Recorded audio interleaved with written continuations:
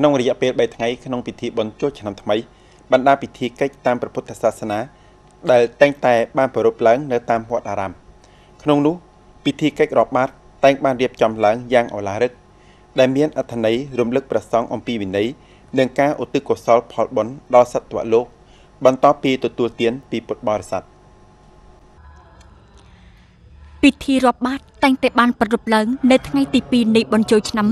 គឺវីរៈវណ្ណបតឬថ្ងៃចុងក្រោយគឺថ្ងៃឡើងស័កមេមីងយកចង្ហាន់ទៅវត្តដើម្បីដាក់បាតដោយជំនឿថាការប្រគេនបាយទៅក្នុងបាតព្រះសង្ឃនឹងបង្កើតកុសលផលបុណ្យនិងឧទ្ទិសកុសលដល់អ្នកដែលបានចែកឋានទៅហើយ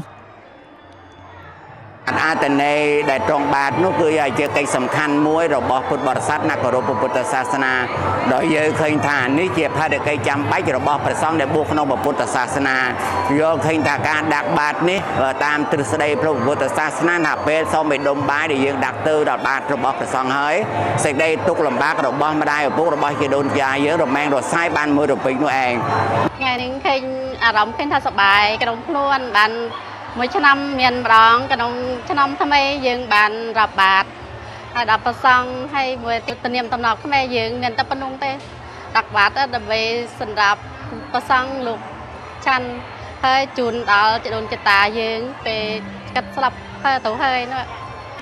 ណែនាំកូនចៅអើយថាកុំអើយចូលទំនៀមទម្លាប់ខ្មែររបស់យើងមកដាក់បាតពេលឆ្នាំចូលឆ្នាំពេលមករកឆ្នាំចឹង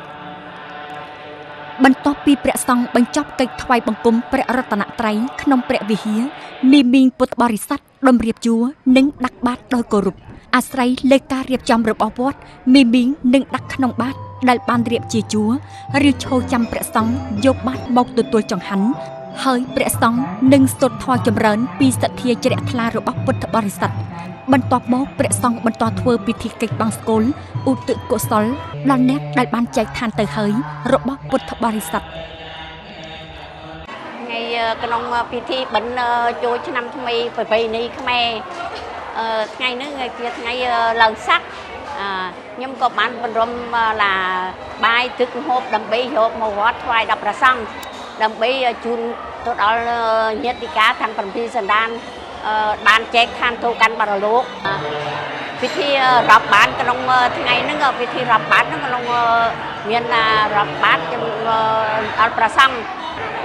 ដាក់បាតដើម្បីព្រះសង្ឃដល់បានសេចក្តីសុខសេចក្តីចម្រើនកុំឲ្យមានរោគភាធិជំងឺតម្កាត់អីក្នុងខ្លួនប្រាណទេដើម្បីប្រាថ្នាទៅជាតិ